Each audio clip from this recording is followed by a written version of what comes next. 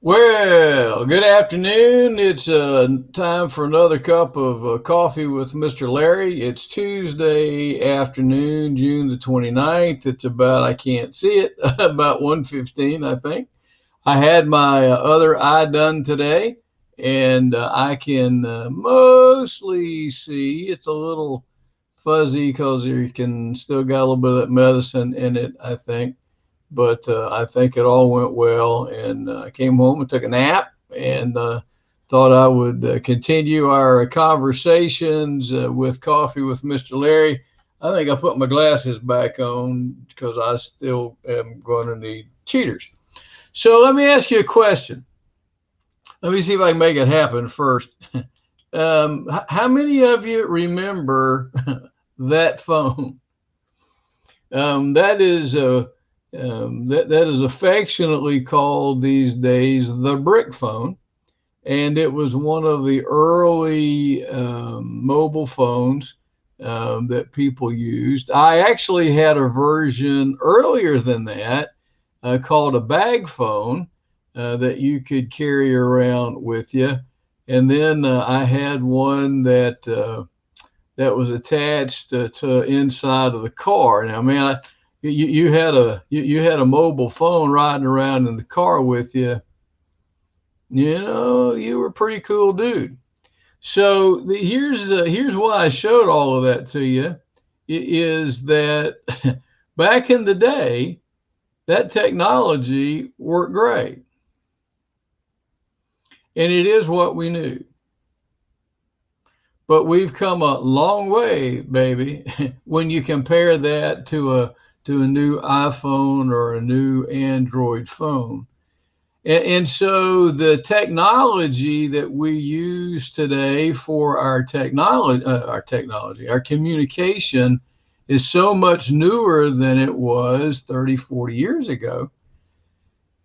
But there's two financial tools that we still use, we still purport to be the right way of doing things, and they both hurt us, even though we have proven over and over and over again that they just are outdated and don't work. You want to guess at what those two are? Well, the first one is a 401k or a IRA or a SEP. And I know those are fighting words, right? Because it's been ingrained in us since the 70s that that is the way to save for retirement. It's still the primary way most Americans are saving for retirement. The problem is that now 40 some odd years later, it's been proven over and over and over again to be really a lousy way to retire. The fees are high, the risk is high, the choices are low, and the taxes are going to bite you in the neck. When we have this conversation with people all the time. How much money you got in your account? And they tell you, or get close. And then you ask them how much of that money is yours. Well, what do you mean? How much is mine? That's all mine. Well, the answer is no, that's not all yours.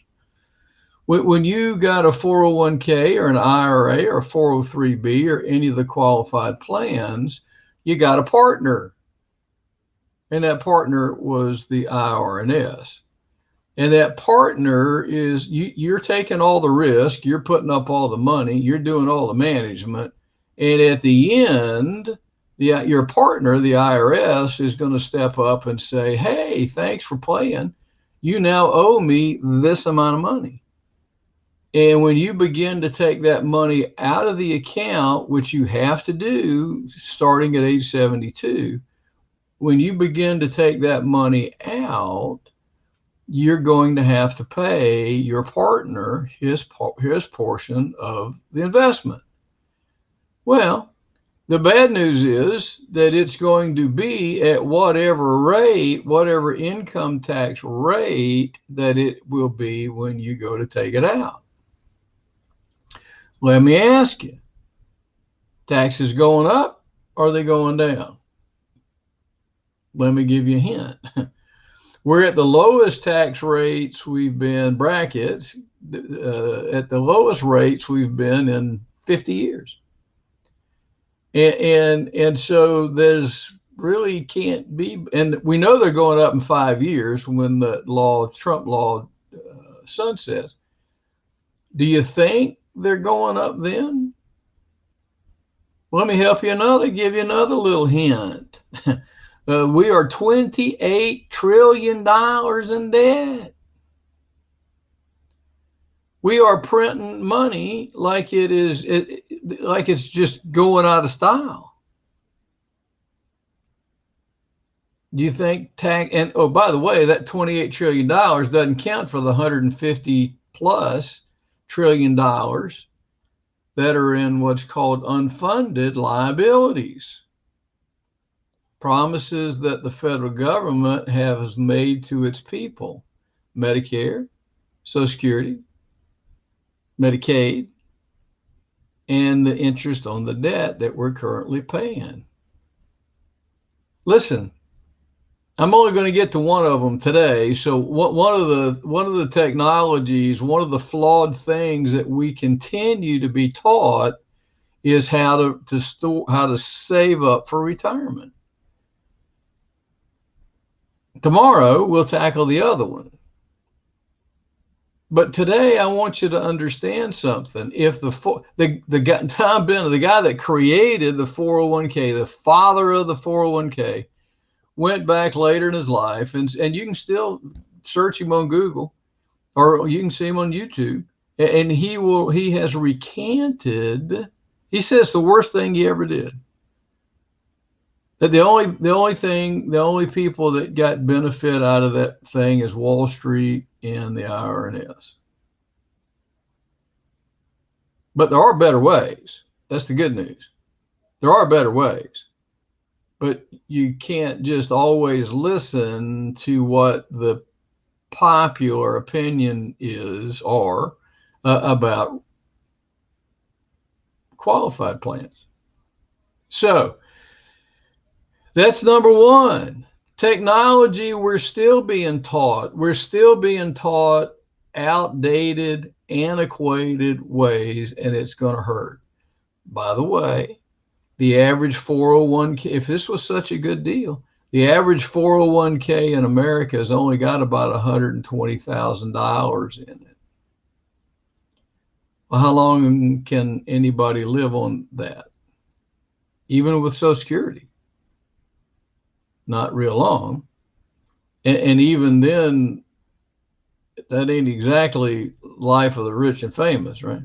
So we're going to talk about those kind of things because we have in the past and we will in the future.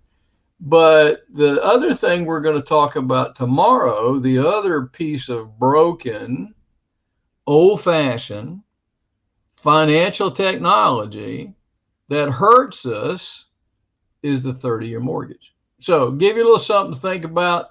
Thank you for praying for me this morning. If you knew I was having surgery, continue to pray for my eye to heal up, because I can begin to see pretty good.